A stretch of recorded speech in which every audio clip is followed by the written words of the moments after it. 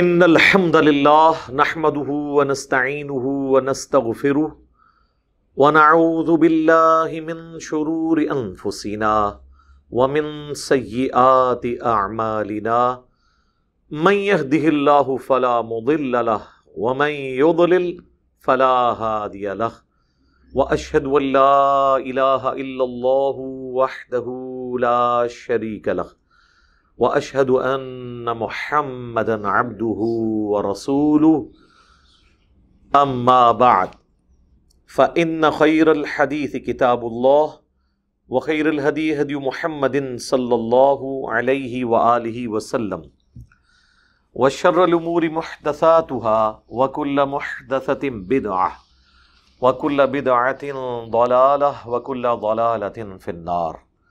اعوذ باللہ السمیع العلیم من الشیطان الرجیم من ہمزہ ونفخہ ونفثہ بسم اللہ الرحمن الرحیم رب اشرح لی صدری ویسر لی امری واحلل عقدۃ من لسانی یفقہوا قولی. بسم اللہ الرحمن الرحیم ان اللہ وملائکتہ یصلون علی النبی یا ایہا الذین آمنوا صلوا علیہ وسلموا تسلیما. اللہم صلی علی محمد وعلی آل محمد کما صلیت علی ابراہیم وعلی آل ابراہیم انک حمید مجید. اللہم بارک علی محمد وعلی آل محمد کما بارکت علی ابراہیم وعلی آل ابراہیم انک حمید مجید. اللہم ربنا آتنا فی الدنیا حسنہ وفی الآخرۃ حسنۃ وقنا عذاب النار. ربنا آتنا من لدنک رحمہ وہیئ لنا من امرنا رشدا. لا الہ الا انت سبحانک انی کنت من الظالمین. حسبنا اللہ ونعم الوکیل. یا حی یا قیوم برحمتک استغیث ولا حول ولا قوة الا باللہ العلی العظیم. آمین. اب میں اگر اس آیت کے کانٹیکسٹ میں گفتگو کروں تو 3 سے 4 گھنٹے مزید چاہیے، لیکن چونکہ ہم یہاں پہ ترجمہ اور مختصر تشریح کور کر رہے ہیں اس لیے میں ریفرنس دے دیتا ہوں. بہرحال اتنی گفتگو ضرور کرتا ہوں جو ضروری ہو. جس طرح میں نے پچھلی دفعہ وسیلے کی اقسام بتائیں، 5 اس کی کیٹیگریز بتائیں، اس پہ میں نے سیر اصل گفتگو کی تھی اور یہ بتایا تھا کہ وسیلے کا کانسیپٹ جو ہمیں بتایا جاتا ہے یہ بالکل ڈیفرنٹ ہے اور ایک بڑا محدود ہے، جبکہ قرآن کا جو وسیلے کا کانسیپٹ ہے وہ کافی ورسٹائل ہے. نیکی کا کوئی بھی کام وہ بھی وسیلہ ہے اللہ تک پہنچنے کا. قرآن میں جس وسیلے کا ذکر ہے نا شد و مد کے ساتھ، وہ یہ وسیلہ ہے. وَاسْتَعِینُوا بِالصَّبْرِ وَالصَّلَاةِ، نماز اور صبر کے ذریعے اللہ کی مدد چاہو، یعنی نیک اعمال کے ذریعے. اس کے بعد اگر کس چیز کا ذکر ہے تو وہ اس وسیلے کا ذکر ہے جو اللہ کے اسماء سے وسیلہ پکڑا جاتا ہے. جس طرح میں نے شروع میں اسماء اعظم اللہ کے پڑھے ہیں، اس کی جڑ کیا ہے؟ وَلِلَّهِ أَسْمَاءُ الْحُسْنَى فَادْعُوهُ بِهَا. اللہ کے لیے تمام اچھے نام ہیں، اس کے ناموں کے ساتھ اس کو پکارو. تیسرا وسیلہ جس میں قرآن میں ذکر ہے وہ ہے کسی نیک بندے سے دعا کروانا. جیسے کہ یوسف علیہ السلام نے غلطیوں کے بعد ان کے بھائیوں نے ان سے جو زیادتیاں کی، اس کے بعد اپنے باپ سے کہا آپ ہمارے لیے دعا کریں. نبی علیہ السلام کو کئی جگہ قرآن میں آیا، حکم دیا گیا کہ آپ اپنے ساتھیوں کے لیے دعا کریں، آپ کی دعا ان کے دلوں کا سکون ہے. یہاں تک اللہ تعالیٰ نے فرمایا. پھر جو لوگ نبی علیہ السلام کے ساتھ مس ہینڈلنگ کرتے ہیں ان کے لیے اسپیسیفکلی سورہ النساء کی آیت نمبر 64 میں آیا وَلَوْ أَنَّهُمْ إِذْ ظَلَمُوا أَنفُسَهُمْ جَاءُوكَ. جنہوں نے حضور کے ساتھ غداری کی ہے اور طاغوت سے فیصلے کروائے ہیں، اب ان کو چاہیے کہ انہوں نے اپنی جانوں پہ ظلم کیا، اب رسول اللہ کے پاس آ کے معافی مانگے. نبی علیہ السلام ان کی سفارش کریں گے تو اللہ کو بخشنے والا مہربان پائیں گے. اس کا مطلب یہ نہیں کہ قبر رسول سے جا کے کرنا ہے، بلکہ حضور علیہ السلام جب سامنے موجود ہوں. اس کانٹیکسٹ میں میں نے کافی زیادہ گفتگو کی تھی.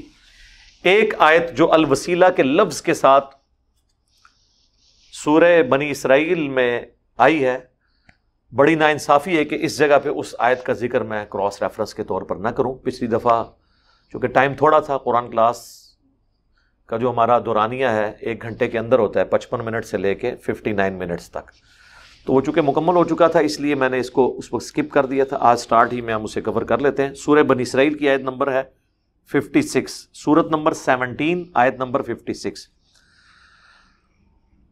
اعوذ باللہ من الشیطان الرجیم. قل ادعوا الذین زعمتم من دونہ، اے نبی ان سے فرماؤ کہ جن ہستیوں کے بارے میں تمہیں زوم ہے نا کہ وہ تمہاری تکلیف دور کر سکتے ہیں اللہ کے سوا،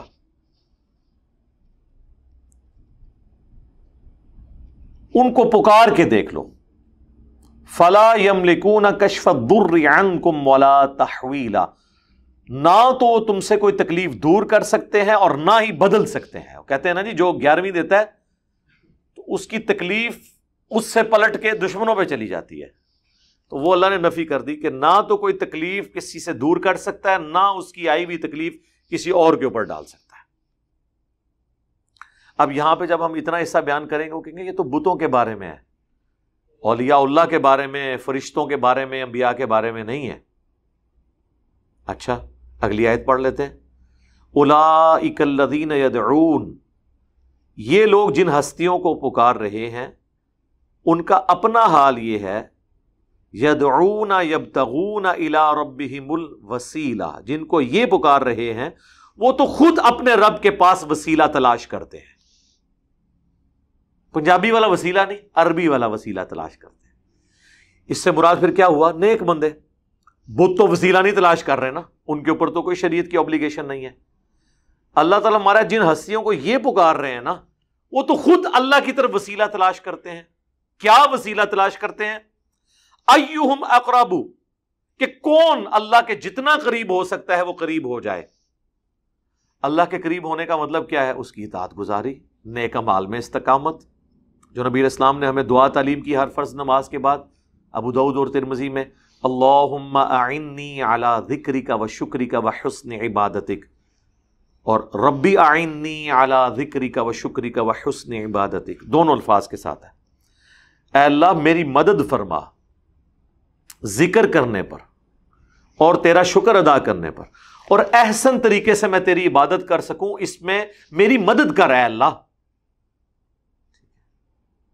پھر جو میں نے آپ کو دعا بتائی تھی، جو نبی علیہ السلام کی خواہش ہے کہ میرے ہر امتی کو یاد ہو، جو نبی علیہ السلام کو اللہ کی خواب میں زیارت ہوئی تھی جامعہ ترمذی میں، حدیث موجود ہے مشکات میں 748 نمبر پہ وہ حدیث ہے. اس میں جو حضور کی دعا ہے، جو آپ صلی اللہ علیہ وسلم نے اللہ تعالیٰ سے ڈائریکٹ مانگا جب اللہ کو دیکھا خواب میں، اللہم انی اسألک فعل الخیرات وترک المنکرات وحب المساکین وَأَن تَغْفِرَ لِي وَتَرْحَمَنِي وَإِذَا أَرَدْتَ فِتْنَةَ فِي قَوْمٍ فَتَوَفَّنِي غَيْرَ مَفْتُونٍ وَأَسْأَلُكَ حُبَّكَ وَحُبَّ مَن يُحِبُّكَ وَحُبَّ عَمَلٍ يُقَرِّبُنِي إِلَىٰ حُبِّكَ. اے اللہ مجھے اپنی محبت دے، ہر اس شخص کی محبت دے جس سے تو محبت کرتا ہے، اور ہر اس عمل کی محبت میرے دل میں ڈال دے جو مجھے تیرا قرب دے دے. یہاں کیا گیا؟ عمل قریب کرنے کے لیے. اور شخصیت کوئی ہوگی تو وہ وقت کا پیغمبر ہوگا کہ آپ اس کی محبت دل میں رکھ کے اس کی اطاعت کریں. اسی کو اتباع رسول کہا گیا صلی اللہ علیہ وآلہ وسلم. تو اللہ تعالیٰ ہمارا وہ تو خود اللہ کو پکارتے ہیں، وہ خود وسیلے کی تلاش میں ہیں. اقرب، کون ان میں سے اللہ کے اقرب قریب ہو جائے. وَيَرْجُونَ رَحْمَتَهُ، اور وہ تو ہر وقت خود اللہ سے رحمت کا سوال کرتے ہیں. وَيَخَافُونَ عَذَابَهُ، اور ڈرتے رہتے ہیں اس کے عذاب سے.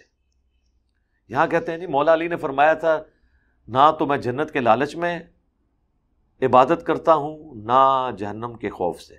یہ جنت شیطان نے بنائی ہے یا اللہ نے؟ جہنم شیطان نے بنائی ہے یا اللہ نے؟ تو مولا علی کب یہ کر سکتے ہیں بات؟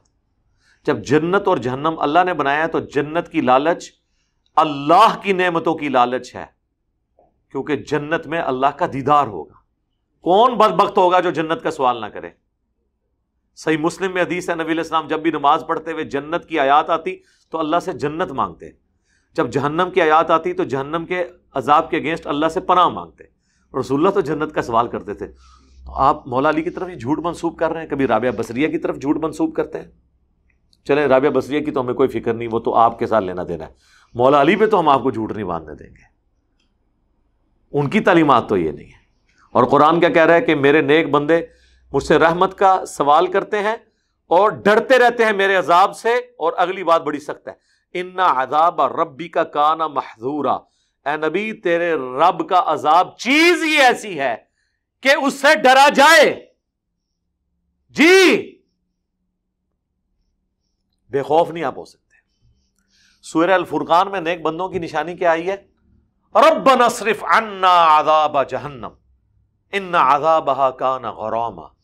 اے رب ہمارے ہم سے جہنم کا عذاب پھیر دے, بے شک جہنم کا عذاب ہمارے گلے کا پھندا بن چکا ہے, ہر وقت لٹکتی تلوار ہے, ہم سے یہ دور کر دے. یہ نیک بندوں کی نشانی ہے. سنن نبی داؤد میں نبی علیہ السلام کی حدیث ہے, فجر اور مغرب کے بعد 7 دفعہ ذکر اللہم اجرنی من النار, اے اللہ بچا لے مجھے آگ سے. سر پھر ہم کیوں نہ کہیں کہ مرنے سے پہلے اے مسلمان کر لے اس پہ غور. کتابوں کا خدا اور ہے, بابوں کا خدا اور. کتابوں کا پیغمبر اور ہے, بابوں کا پیغمبر اور. جی یہ کتابوں والا پیغمبر ہے جس کی تعلیمات یہ ہیں. تو اس آیت میں بھی اللہ تعالیٰ نے فرما دیا کہ نیک بندے جن کو تم پکار رہے ہو نا, نہ وہ تکلیف دور کر سکتے ہیں, کام بھی ختم. اور وہ تو خود اللہ سے رحمت مانگتے رہتے ہیں. مراد یہ کہ جو وہ کر رہے ہیں نا تم بھی وہی کرو. ہاں جی صراط الذین انعمت علیہم, صراط الذین انعمت علیہم تو اللہ کو پکارتے تھے, آپ نے صراط الذین انعمت علیہم کو پکارنا شروع کر دیا. عیسیٰ ابن مریم امام الموحدین تھے, آپ نے عیسیٰ ابن مریم کو پکارنا شروع کر دیا, ڈیوینٹی میں کلیم کر دیا. کتنا فرق ہے. اور اس آیت کے کانٹیکسٹ میں وہ کہیں گے جی یہ تو چلے آپ بیان کر رہے ہیں, کوئی حدیث بھی بتائیں نا اس کا شان نزول. سن لیں, اسی آیت کا شان نزول بخاری اور مسلم دونوں میں ہے, اور یہ میں نے اپنے ریسرچ پیپرز میں بھی بیان کیا ہے, اپنے لیکچرز میں دعا صرف اللہ ہی سے اس میں بھی بیان کیا. بخاری مسلم دونوں میں حدیث ہے کہ یہ آیت پتہ نازل کب ہوئی تھی. ابن مسعود کہتے ہیں کہ زمانہ جاہلیت میں لوگ جب جنگلوں میں جاتے تھے نا تو کہتے تھے کہ ہم اس جنگل کا جو بڑا جن ہے بادشاہ اس کی پناہ میں آتے ہیں کہ یہاں کی کوئی بھی مصیبت ہمیں نہ پہنچے. میرے بھائی اگر اس طرح کوئی پناہ حاصل کر سکتا تو صحابہ کرام کی تلواروں سے اس وقت کے جادوگر جو ایکسپرٹ تھے یہودیوں کے, وہ جنگ یرموک اور قادسیہ میں صحابہ کو شکست دے لیتے. ایسے کچھ بھی نہیں ہوتا میرے بھائی. اللہ کے ماننے والوں کو شیطان کے پجاری کبھی شکست نہیں دے سکتے بشرطے کہ اللہ کے ماننے والے اللہ پہ یقین رکھنے والے ہوں. جو سورۃ المومنون میں اللہ نے فرمایا ہے کہ شیاطین تو اترتے ہی ان لوگوں کے اوپر ہیں, ان کے ہمنوا بنتے ہیں جو اپنے رب کے ساتھ شرک کرتے ہیں, موحد کے تو قریب نہیں پھٹکتا. میرے پاس ایک بندہ آیا, وہ کہتا رہی میں وہ ہمزاد اور وہ آپ کے ہمزاد کے ساتھ اور وہ جو اٹیچ ہے کروں. میں کر کے دیکھ. کہتا نہیں بڑے بھارے ہو تسی, تواڈے نیڑے نہیں لگتا کوئی. میں نے کہا بات یہ نہیں ہے, آپ اللہ کے جتنے بھی قریب ہیں نا اتنے شیاطین آپ سے دور بھاگتے ہیں. سورہ الزخرف میں آیا کہ جو لوگ اپنے رب کے ذکر سے روگردانی کرتے ہیں ہم ان پہ شیطان مسلط کر دیتے ہیں, وہ اس کا ساتھی بن جاتا ہے. اور جو اللہ کا ذکر کرتا ہے وہ ان چیزوں سے بچ کے رہتا ہے. تو ابن مسعود کہتے ہیں یہ آیات سورہ بنی اسرائیل کی آیت 56 اور 7 اس وقت نازل ہوئی کہ لوگ جنات کی پناہ حاصل کرتے تھے اور وہ جنات خود مسلمان ہو گئے. اب جب لوگ جا کے جنات کی پناہ جنگلوں میں حاصل کرتے تھے تو جنات تو خود اللہ سے مانگ رہے تھے, کیونکہ قرآن میں آیا کہ جن ہستیوں کو یہ پکار رہے ہیں وہ تو خود اللہ سے اپنی رحمت کے امیدوار ہیں. اور ان جاہلوں کو پتہ ہی نہیں تھا کہ جن کو ہم مشکل کشا مانے ہوئے ہیں وہ تو خود اللہ کے پکارنے والے ہیں, انہوں نے ان کی کیا مدد کرنی ہے, وہ تو خود اللہ کے محتاج ہیں.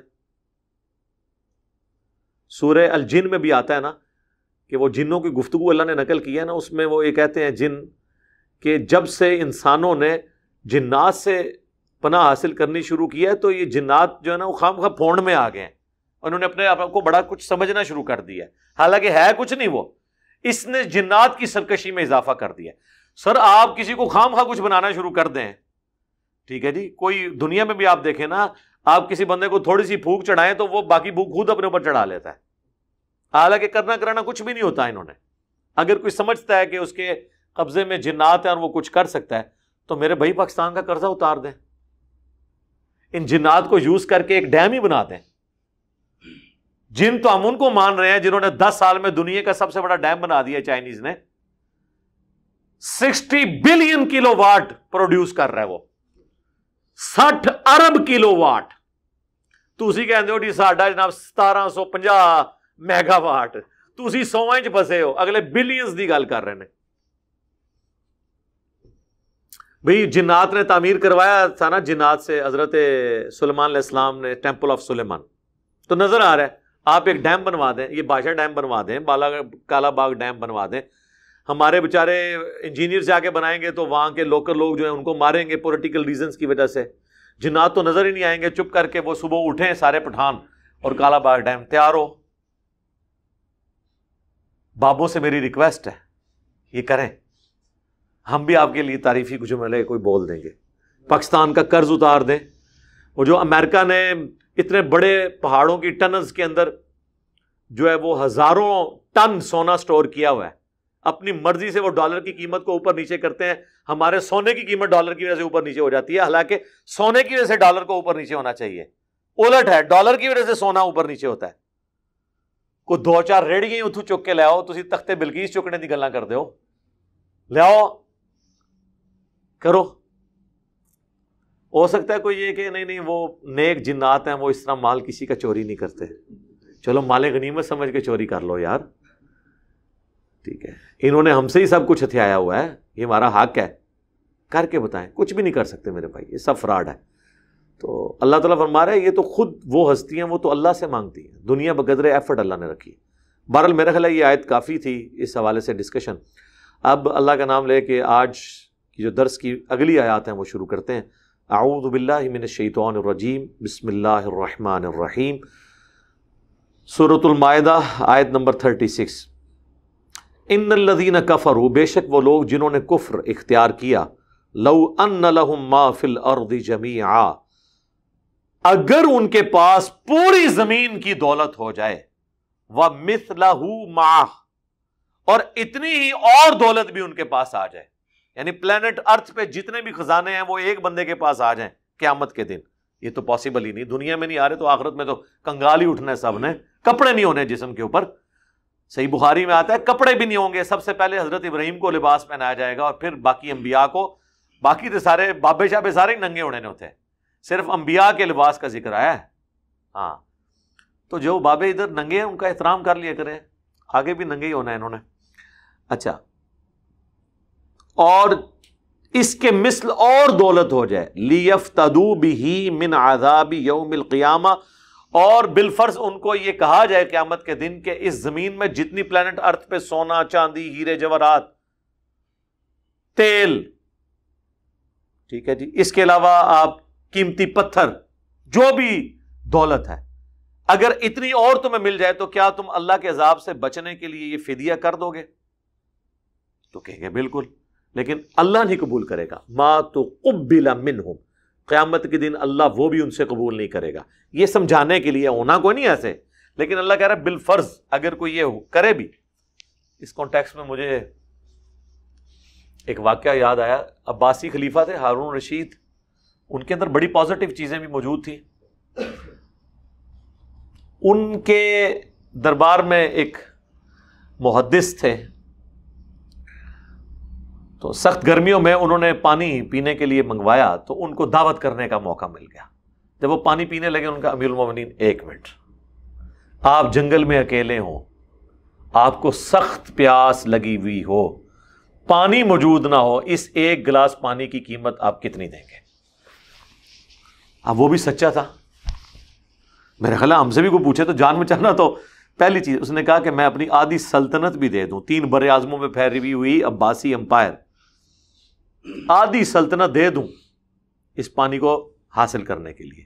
ظاہر ہے زندگی بچانی ہے، سلطنت کو کیا کرنا ہے بچا کے اگر زندگی بچتی ہو۔ ان کا امیر المومنین اب پی لیں، انہوں نے پیا، پینے کے بعد انہوں نے کہا اب اگر یہ پانی آپ کے جسم سے باہر نہ نکلے اور آپ کا پیشاب بند ہو جائے، پھر آپ کیا اس کے علاج پہ خرچ کریں گے؟ اس نے کہا واللہ پوری سلطنت دے دوں۔ تو ان کا اے امیر المومنین، جس بادشاہت کی قیمت ایک گلاس پانی اور اس کا پیشاب ہو، اس پہ اکڑ کیسی؟ اللہ کی تو ہم نعمتوں کا شکر نہیں ادا کرتے. لوگ کہتے ہیں اللہ نے کیا دیا ہے؟ اللہ نے یہ دیا ہے کہ آپ رات کو ایک اچھا کھانا کھا کے پانی پی کے سوتے ہیں، اور صبح جب اٹھتے ہیں اگرچہ آپ نے فجر نہ بھی پڑھی ہوئی ہو، آپ کے گردے، آپ کا مثانہ یہ نہیں کہتا کہ پتر آج تو فجر نہیں پڑھی تو میں باہر ہی نہیں نکلنا، پیشاب نہیں ہوں میں کہ تنوں کرن دینا، تنوں میں اسپتال پہنچانا ہے. نہیں، رات کو گردے آپ کا ڈائلیسس کا کام کرتے ہیں، آپ کا معدہ اپنا کام کرتا ہے، مثانہ پیشاب سٹور کرتا ہے. آپ بے نمازی بھی ہیں، صبح اٹھ کے آرام سے پیشاب کر لیتے ہیں. تو یہ اربوں روپے کا کام ہو رہا ہے. ہاں، بند ہو جائے تو کوئی کھول کے بتائے. تو یہ کوئی چھوٹی بات نہیں ہے اللہ تعالیٰ جو فرما رہا ہے. یریدون ان یخرجوا من النار وَلَهُمْ عَذَابٌ عَلِيمٌ، اور ان کے لیے بڑا دردناک عذاب ہوگا. یعنی چھٹکارا بھی نہیں ہونا اور عذاب سے بھی نہیں جان چھوٹنی. یریدون ان یخرجوا من النار، بڑی کوشش کرنا چاہیں گے، بہت چاہیں گے کہ کسی طریقے سے آگ سے نکل جائیں. وَمَا هُمْ بِخَارِجِينَ، لیکن وہ نکل نہیں سکیں گے، منہا، اس میں سے. وَلَهُمْ عَذَابٌ مُقِيمٌ، اور وہاں تو ان کے لیے ہمیشہ رہنے کا عذاب ہوگا. اللہم لا تجعلنا منہم، اللہم اجرنا من النار، اللہم انی اعوذ بک من عذاب جہنم ومن عذاب القبر ومن فتنة المحیا والممات ومن شر فتنة المسیح الدجال. ربنا اصرف عنا عذاب جہنم ان عذابها کان غراما. آمین. لے جی، اتنی ڈاڈی باتوں کے بعد اب بوریت ختم کرنے کے لیے رخ کسی اور طرف جا رہا ہے. چونکہ سورۃ المائدہ ہے، سورۃ المائدہ شریعت محمدیہ صلی اللہ علیہ وآلہ وسلم کے فائنل احکامات ہیں، جس کا بلیو پرنٹ سورۃ البقرہ تھا. اب یہ آخر میں جو احکامات نازل ہوئے یہ وہ ہیں. تو چونکہ اب ایک اسلامک آپ سمجھ لیں نظام بن چکا ہے، اسٹیٹ آ چکی ہے، تو اس میں جو خدائی قوانین ہیں ان کے اطلاق کی باری آ چکی ہے. تو چور کی سزا بتائی جا رہی ہے. اب یہ ایک بہت کریٹیکل ایشو ہے چوری والا، کیونکہ پوری انسانیت دو چیزوں پہ کھڑی ہے، احترام جان اور احترام مال. تیسری چیز نہیں آپ بتا سکتے. جان اور مال. جوڈیشری بھی اسی لیے قائم کی جاتی ہے کہ جان اور مال کی حفاظت کو انشور کرے. اور بخاری مسلم میں حدیث ہے جو نبی علیہ السلام نے عید کے دن خطبہ دیا تھا، یوم النحر، قربانی کے دن. آپ نے فرمایا تھا نا کہ آج کون سا دن ہے، یہ کون سا شہر ہے، یہ کون سا مہینہ ہے. پھر صحابہ کرام نے کہا اللہ اور اس کا رسول بہتر جانتے ہیں. پھر آپ نے پوچھا کہ کیا یہ شہر مکہ نہیں ہے، یہ حرمت والا مہینہ جو ہے ذوالحجہ کا نہیں ہے، اور آج یوم النحر 10 ذوالحجہ حرمت والا دن نہیں ہے. تو جس طرح یہ مہینہ، یہ شہر مکہ اور آج کے دن کی حرمت ہے، اسی طریقے سے ایک مسلمان کی جان، مال، عزت، آبرو دوسرے پر اسی طریقے سے حرام ہے جس طریقے سے ان جگہوں کی، اس مہینے اور اس دن کی حرمت ہے. جان، مال، عزت، آبرو. عزت آبرو بھی جان میں ہی آ جاتی ہے. کسی کو شیلٹر دینا یہ جان کی حفاظت ہے، اس کی سیکیورٹی جان اور مال دونوں کے اوپر ہے. تو انسانیت دو چیزوں پہ کھڑی ہے، احترام جان، احترام مال. جو مولا علی کا قول ہے نا کہ کوئی بھی معاشرہ بغیر دین کے تو چل سکتا ہے، بغیر انصاف کے نہیں. جب ہم انصاف کی بات کرتے ہیں اس میں چیز کیا ہوتی ہے کہ میری جان اور مال کی حفاظت کی ذمہ داری حکومت اٹھائے. تیسری کوئی چیز نہیں ہوتی. ہر چیز جو آپ گن سکتے ہیں نا وہ اسی دو کیٹیگری میں فال کرتی ہے. اب جان اور مال میں، جان کے والے سے تو آپ پہلے سن چکے کہ جس نے ایک جان کو قتل کیا پوری انسانیت کو قتل کیا، جس نے ایک جان کو بچایا پوری انسانیت کو بچایا. پھر سورہ نساء میں جو جان بوجھ کے مومن کو قتل کرے ہمیشہ کی جہنم. پھر سورۃ البقرہ میں وَلَكُمْ فِي الْقِصَاصِ حَيَاةٌ يَا أُولِي الْأَلْبَابِ، قصاص میں انسانیت کی زندگی چھپی ہے. قتل کے بدلے قاتل کو قتل کرو، معاف نہ کرو. ڈسکریج کیا گیا معافی کو قتل کے کیس میں. احترام جان تو پورا قرآن بھرا ہوا ہے، احترام مال بھی یہاں پہ آ گیا. یعنی چور کی سزا، مال چوری کرتا ہے. وَالسَّارِقُ وَالسَّارِقَةُ، چوری کرنے والا مرد ہو یا چوری کرنے والی عورت، دونوں کو اللہ نے ذکر کر دیا.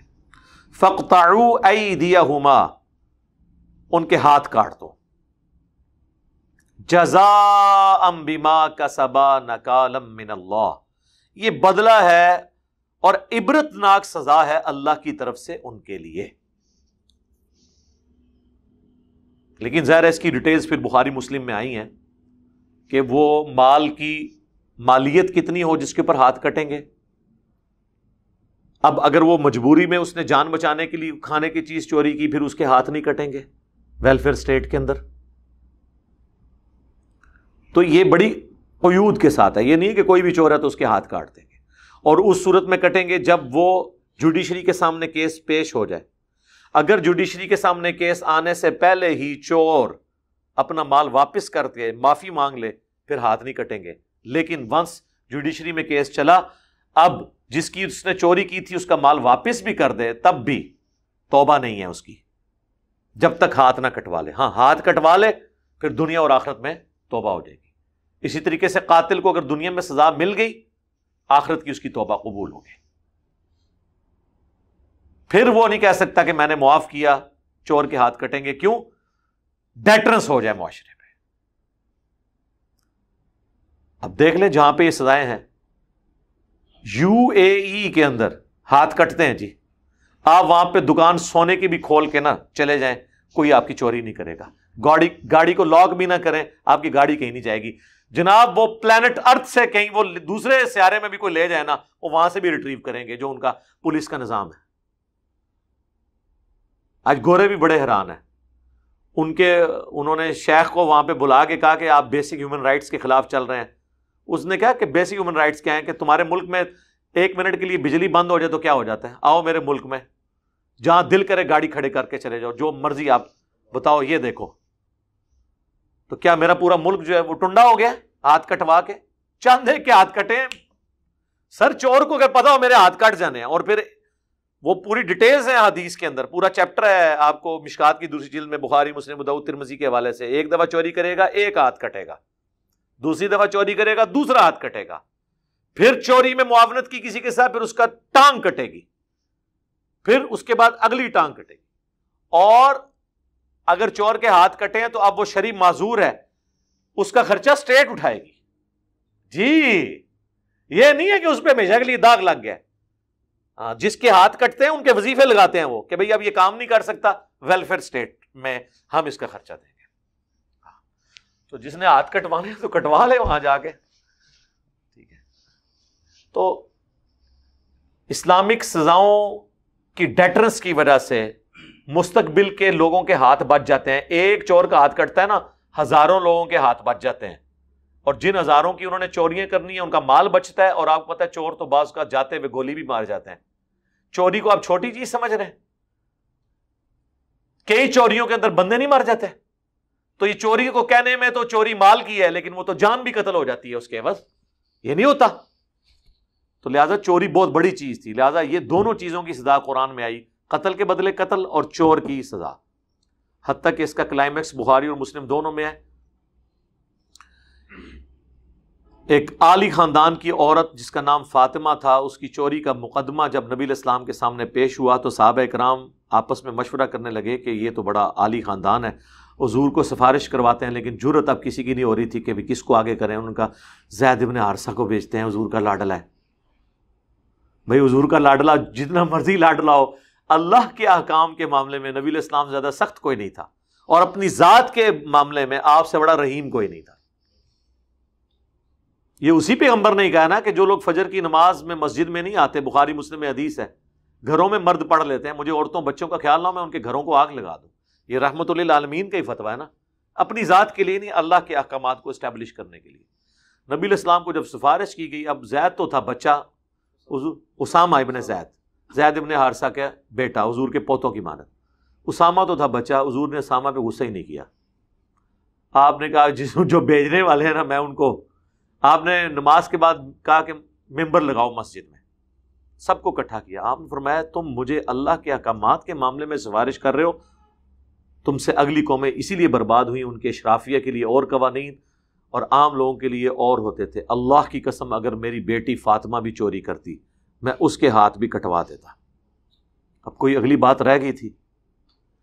حضور نے اللہ کے احکامات کو اسٹیبلش کرنے کے لیے خاتون جنت، حضور کی لاڈلی بچی، جنتی عورتوں کی سردار، ان کی بھی مثال دینے سے گریز نہیں کیا، اور یہ کوئی گستاخی اور توہین شمار نہیں کیا۔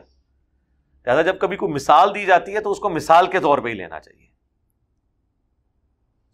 میں نے وہ پچھلی ویڈیو میں غالباً میں نے کہا کہ زمین و آسمان کی ساری مخلوقات، سارے جن، سارے فرشتے، سارے پیغمبر بھی مل کے کسی کے حق میں جھوٹی گواہی دے دیں، کیا اللہ تعالیٰ اس گواہی کے اوپر یقین کر کے اس شخص کو سزا دے گا؟ نہیں۔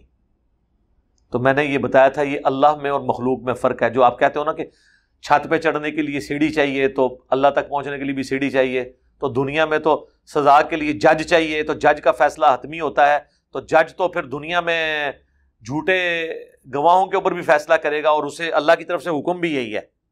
اگر ایک بندے نے جھوٹی قسم کی وہ تو دل کے حال تو نہیں جانتا، لیکن اللہ تعالیٰ کے لیے پھر جج کی مثال تو نہیں دی جا سکتی، لہذا اللہ کے لیے سیڑھی اور چھت کی مثال بھی نہیں دی جا سکتی۔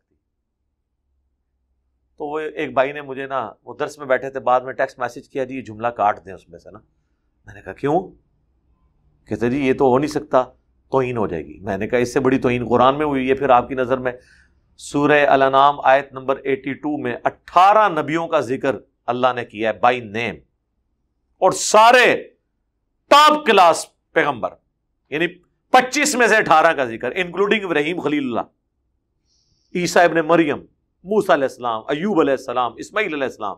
اینڈ پہ اللہ نے کہا اگر یہ بھی شرک کرتے نا تو ہم ان کے بھی اعمال برباد کر دیتے۔ یار انبیاء تو شرک نہیں کر سکتے، لیکن اللہ نے کہا وَلَوْ أَشْرَكُوا، اگر یہ بھی شرک کریں ان کو بھی نہیں میں چھوڑوں۔ اور ہمارے نبی کے لیے بھی آیا ہے وَلَقَدْ أُوحِيَ إِلَيْكَ وَإِلَى الَّذِينَ مِن قَبْلِكَ، اے نبی تم فرماؤ مجھے بھی اللہ نے یہ وحی کی ہے۔ سورہ الزمر میں مجھ سے پہلے تمام نبیوں کی طرف یہ وحی آئی، لَإِنْ أَشْرَكْتَ لَيَحْبَطَنَّ عَمَلُكَ، اگر بالفرض تم نے بھی شرک کیا تمہارے اعمال برباد کر دیے جائیں گے، تم بھی خسارہ پانے والوں میں سے ہو جاؤ گے۔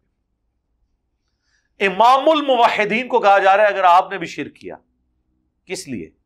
تاکہ کوئی بابے کے لیے کوئی چیز کلیم نہ کر لے، لیکن پھر بھی یہ لوگ باز نہیں آئے۔ حضور سے تو کہلوایا گیا سورہ الزمر میں، سورہ یونس میں، سورہ الانعام میں، قل انی اخاف ان عصیت ربی عذاب یوم عظیم، اے نبی آپ اعلانیہ کہیں کہ بالفرض اگر میں بھی اپنے رب کی نافرمانی کروں تو مجھے بھی خوف ہے کہ بڑے دن کا عذاب مجھے بھی آ پکڑے گا۔ تو پھر میں کیوں نہ کہوں کہ بابے تے شے ہی کوئی نہیں؟ کیوں؟ حضور علیہ السلام کے بارے میں یہ بات آ رہی ہے، اس لیے کہ بابوں کے بارے میں کوئی کلیم نہ کرے، کوئی یہ نہ کہ عبد القادر جیلانی نے روح کھولی، کوئی یہ نہ کہ قبر میں عبد القادر جیلانی پہنچ گئے تو اللہ نے کیا ہوں وچ نہ پو فرشتے ہو پائی کوئی وڑے تے سی قبر فرشتیاں نے انہوں بھی گوڑے تھلے دے لیں۔ ہاں کوئی ہے نا کسی نو بھلیکھا تہاڈا کٹ دین گے، فرشتے کسی نو کی سمجھتے ہیں؟ وہ تو پائی روبوٹک آرم ہے، وہ تو ایک مشین ہے جس تے پاویں بزرگ چاڑ دیو تے پاویں کو کافر چاڑ دیو، جیڑا بھی پٹھے کام کرے گا انہوں نے جناب وہ گرز چکے ہے، جو بخاری میں آتا ہے کہ وہ ماریں گے اور اس مردے کی چیخ زمین و آسمان کی ساری مخلوقات سنیں گی سوائے جنوں اور انسانوں کے۔ تہاڈیاں چیخاں باہر سنائی دین نا تہاڈے بزرگاں دیاں، سو کالڈ بزرگ، پھر تانوں یقین آئے گا۔ بزرگ تو کبھی یہ دعویٰ نہیں کریں گے، انہوں نے ان کی طرف یعنی عبد القادر جیلانی کا قصور نہیں، ان کی طرف جھوٹ منسوب کیا ہے، جیسے عیسائیوں نے عیسیٰ ابن مریم کی طرف جھوٹ منسوب کیا۔ تو یہ معاملہ یعنی بڑا سخت ہے، اس حوالے سے پورا دقت نظر سے دیکھنے کی ضرورت ہے۔ نبی الاسلام کو بھی تعلیم کیا گیا۔ تو میں نے ان کو بھائیوں کو جب یہ آیات پیش کی انہوں نے کہا بالکل آپ ٹھیک کہہ رہے ہیں۔ تو بعض اوقات میں جب کوئی مثال دیتا ہوں تو وہ سپورٹڈ ہوتی ہے قرآن و حدیث سے۔ یہاں پہ بھی نبی الاسلام نے اپنی بیٹی کی مثال دے کے، یعنی آپ کہتے ہیں کہ انہوں نے کہا کنوں کڈ لو گل، تسی اگر فاطمہ بھی چوری کر دی تو تسی اس فاطمہ دی گل کر رہے ہو، فاطمہ بنت محمد بھی چوری کرتی میں اسے بھی نہ چھوڑتا۔ اللہ کے احکام کے بارے میں مجھ سے کوئی سفارش نہ کرے۔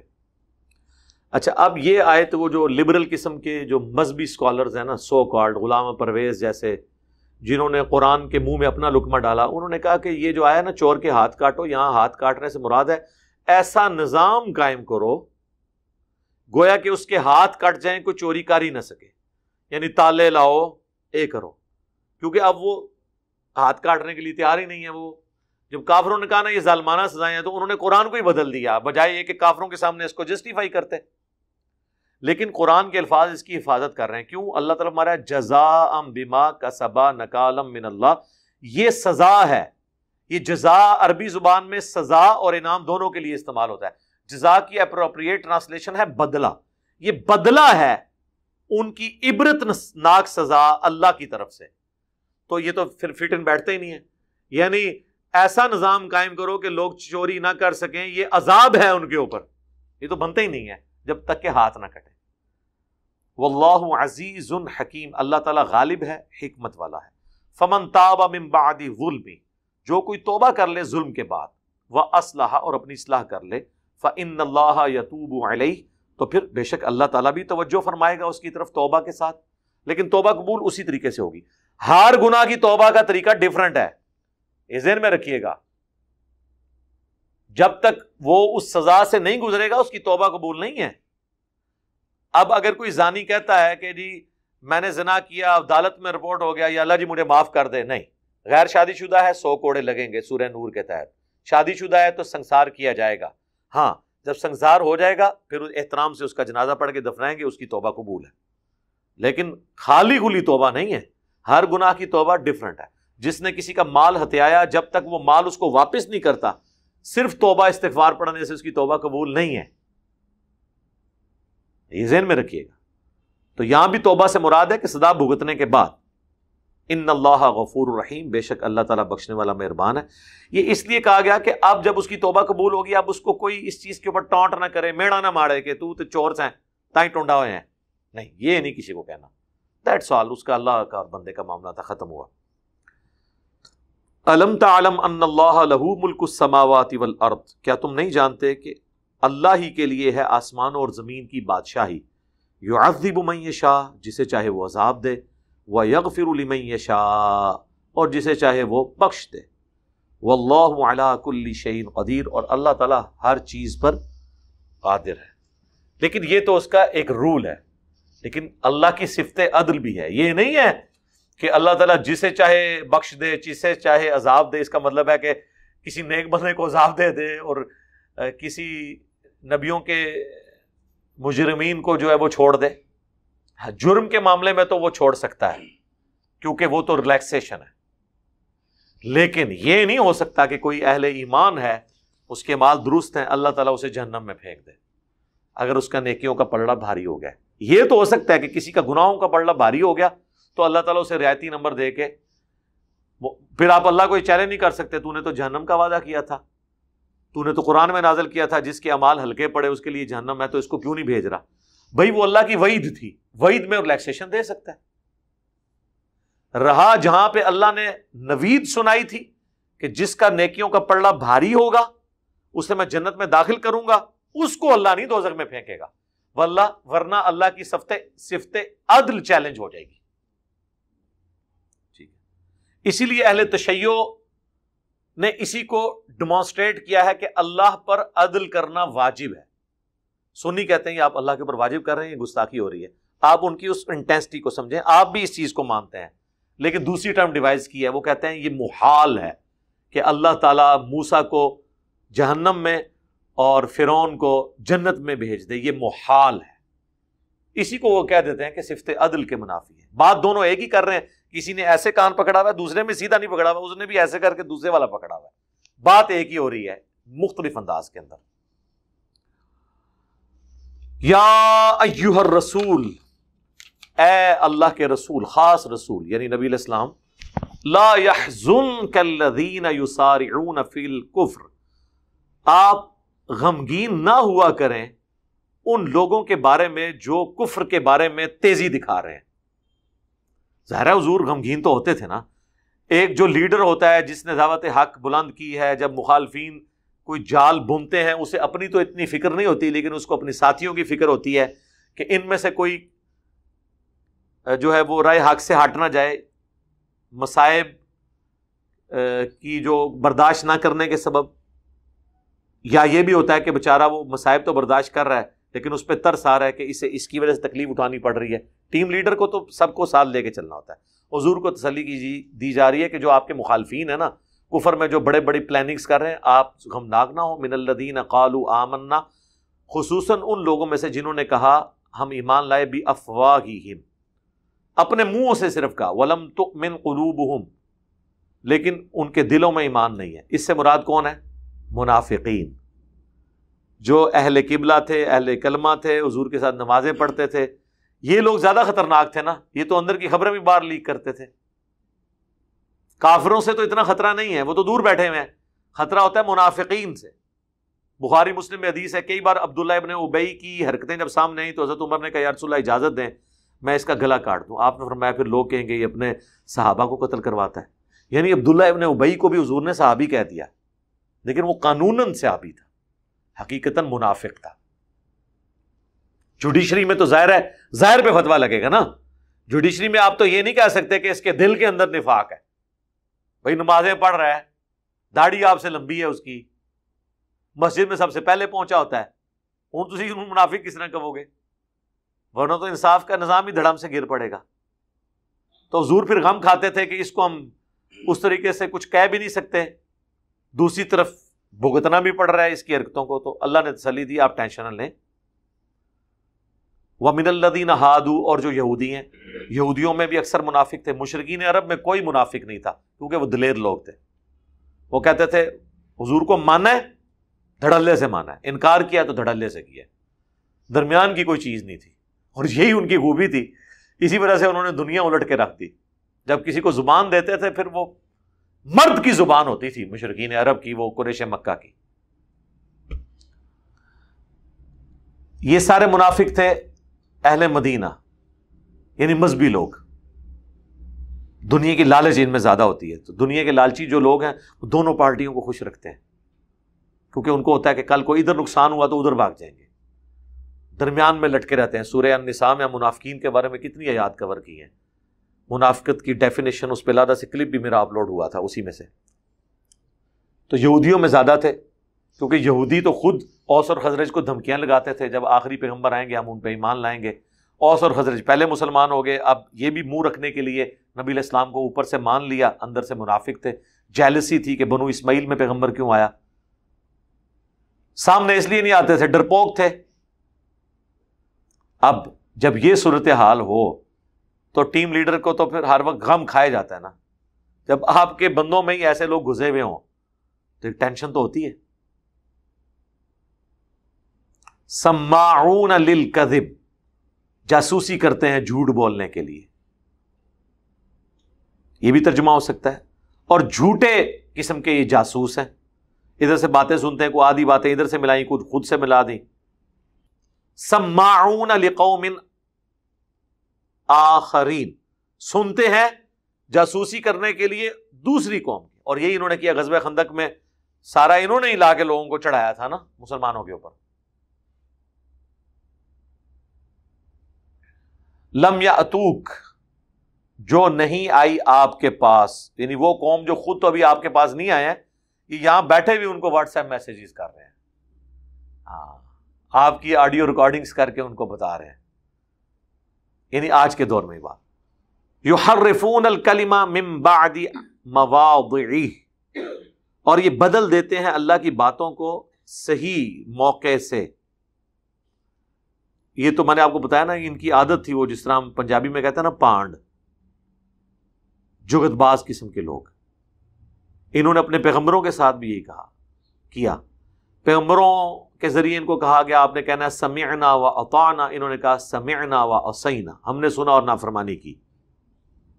کہا گیا کہ تم نے یروشلم میں داخل ہونا ہے عاجزی کے ساتھ، اس قلعے کی دیوار سے جھکتے ہوئے اللہ کو سجدہ کرتے ہوئے، اور کہنا ہے حطۃ، اے اللہ ہماری غلطیوں کو معاف کر۔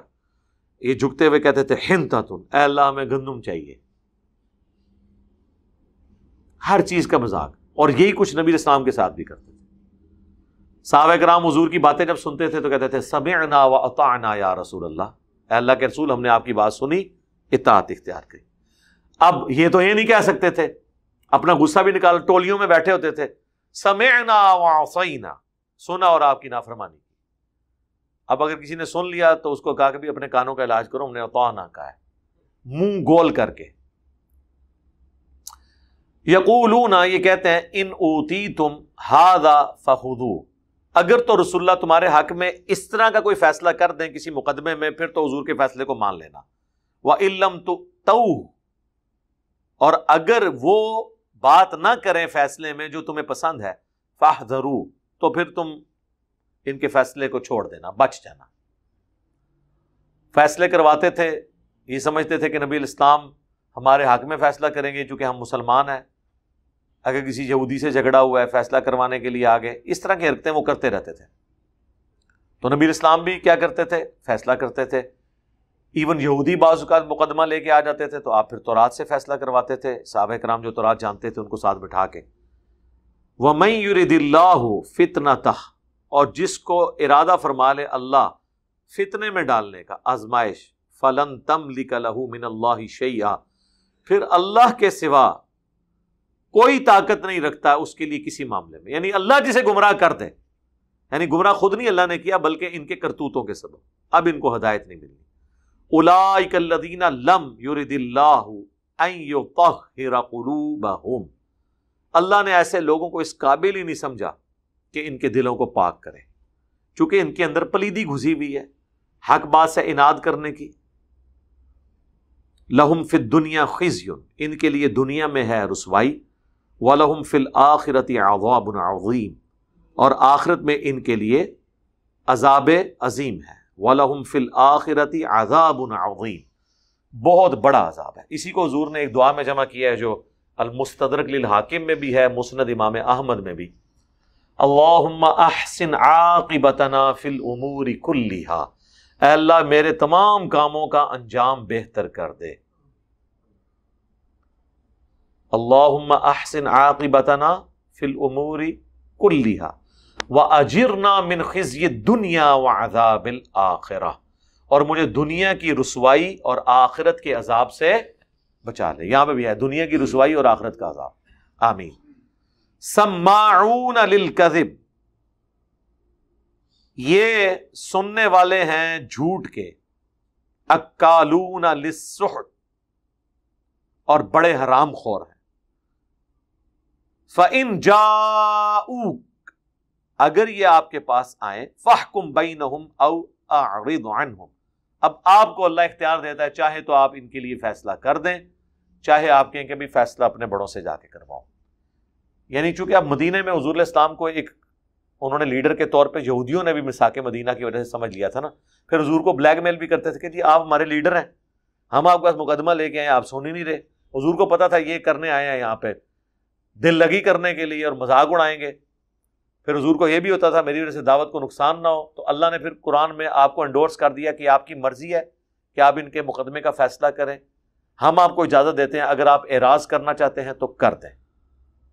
وَإِن تُعْرِضْ عَنْهُمْ، اور اگر آپ ان سے اعراض کریں گے، فَلَن يَضُرُّوكَ شَيْئًا، تو کوئی چیز آپ کو نقصان نہیں پہنچا سکے گی. لیڈر کو یہ بھی فکر ہوتی ہے نا کہ میں نے اگر یہ کر دیا تو یہ نہ ہو کہ یہ آ کے جا کے پروپیگنڈا کریں، ہماری دعوت کو نقصان ہو.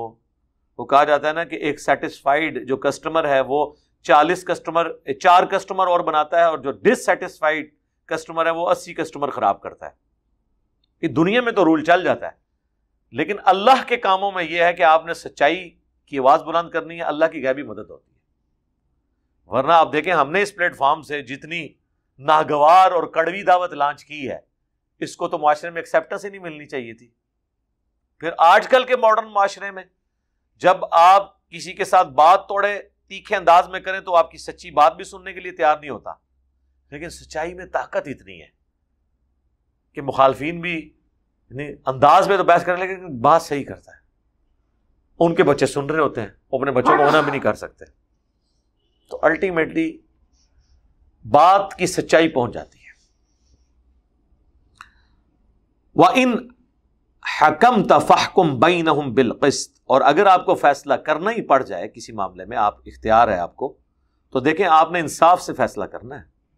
دیکھیں حضور علیہ السلام کو بھی کہا جا رہا ہے آپ نے بائسڈ نہیں ہونا، کسی پہ غصہ نہیں نکالنا، حالانکہ یہ چیز محال ہے. لیکن بتایا جا رہا ہے کہ اگر میں اپنے پیغمبر سے کہہ رہا ہوں نا کہ انصاف پہ قائم رہنا ہے، تو تم نے بھی انصاف پہ ہی قائم رہنا ہے. پیغمبروں کے ماننے والے اور جو کہتے ہیں جو کچھ بھی ہیں تیرے محبوب کی امت سے ہیں، محبوب کو اگر انصاف کا حکم ہے تو تم نے بھی کسی اللہ کے ساتھ رشتہ داری والا کوئی معاملہ نہیں رکھنا. جو اللہ کا پیغمبر ہے اس کو بھی کہا جا رہا ہے انصاف کے ساتھ. ان اللہ یحب المقسطین، بے شک اللہ تعالی محبت رکھتا ہے انصاف کرنے والوں سے. وَكَيْفَ يُحَكِّمُونَكَ، اور وہ آپ کو منصف کیوں بناتے ہیں؟ ضرورت ہی کیا ہے؟ وَعِندَهُمُ التَّوْرَاۃ، ان کے پاس تورات موجود نہیں ہے. فِيهَا حُکْمُ اللَّہ، اس میں اللہ کا حکم موجود ہے. آپ کے پاس کیوں فیصلہ کروانے آتے ہیں؟ تورات میں سارے احکامات موجود ہیں، کریں نا فیصلہ. وہ اس لیے کہ تورات میں جو فتوے لکھے ہوئے ہیں ان کے خلاف ہوتے تھے، تو وہ چاہتے تھے حضور علیہ السلام کوئی ہمارے حق میں کوئی سافٹ فیصلہ کر دیں گے تالیف قلب کے لیے. ایسا تو نہیں ہو سکتا تھا. ثم يتولون من بعد ذلك، لیکن انہوں نے پھر اللہ کے حکم سے روگردانی کر دی. تورات میں احکام موجود تھے. وما اولئک بالمؤمنین، اور یہ ایمان والے نہیں ہیں. یعنی ایمان کے دعوے دار تو ہیں لیکن حقیقتاً ایمان والے نہیں ہیں. چاہے یہودیوں کے بارے میں ہو یا منافقین کے بارے میں. منافقین بھی کہتے تھے ہم ایمان لے کر آئے، یہودی بھی کہتے تھے ہم اللہ اور پیغمبروں کے ماننے والے ہیں. اگر ایک نبی کو نہیں مانتے تو اس کا یہ مطلب نہیں کہ ہم اللہ رسولوں کے ماننے والے نہیں ہیں. تو اللہ تعالیٰ ہمارا کہ جو پیغمبروں کی ہدایت میں سے کچھ بھی حصہ چھوڑ دیتا ہے تو وہ صرف دعوے دار ہے، حقیقتاً وہ ایمان والا نہیں. تو سر اس کو ذرا مسلمانوں پہ بھی فٹ کر لیں کہ مسلمان بھی جو اپنے مرضی کا دین کا حصہ ماننا چاہتے ہیں اور باقی کا چھوڑنا چاہتے ہیں تو وہ کیسے اپنے آپ کو مومن کہہ رہے ہیں؟ قرآن میں ہے نا ادخلوا فی السلم کافہ، اے اہل ایمان پورے کے پورے اسلام میں داخل ہو جاؤ. آدھا دین تو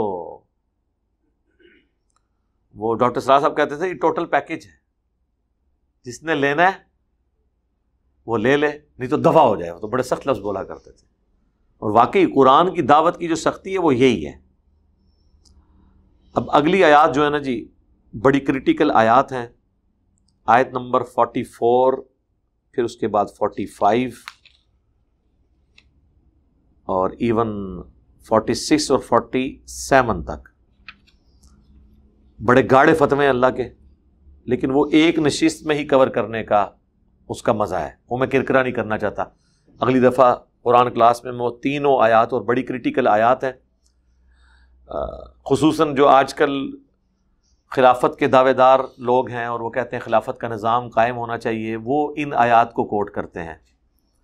اللہ نے تورات کا ذکر کیا، اس کے بعد انجیل کا ذکر کیا، پھر قرآن کا ذکر کیا اور تینوں کے ساتھ 3 گاڑے فتوے لگائے. پہلا فتویٰ لگایا تورات کا ذکر کرنے کے بعد وَمَن لَّمْ يَحْكُم بِمَا أَنزَلَ اللَّهُ، جو کوئی اس کے مطابق فیصلہ نہ کرے جو ہم نے نازل کیا، فَأُولَٰئِكَ هُمُ الْكَافِرُونَ، تو ایسے لوگ کافر ہیں. یعنی جو کتاب اللہ کے مطابق فیصلہ نہ کریں وہ کافر ہیں.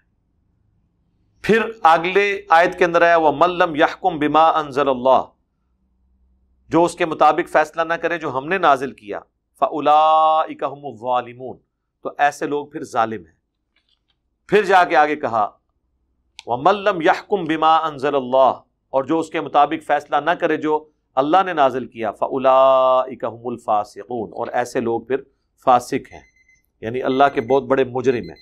اب یہ 3 آیات ہیں، اسی کی بنیاد پہ وہ جہادی تنظیمیں بھی اپنا معاملات لے کے چل رہی ہوتی ہیں اور وہ کہتے ہیں پاکستان کا جوڈیشری کا نظام درست نہیں ہے لہٰذا یہ حکومتیں کافر ہیں، یا رہنے والے بھی کافر ہیں، اور جو تھوڑے سافٹ ہیں وہ کہتے ہیں انڈر پروٹیسٹ رہیں، آپ کوشش کریں.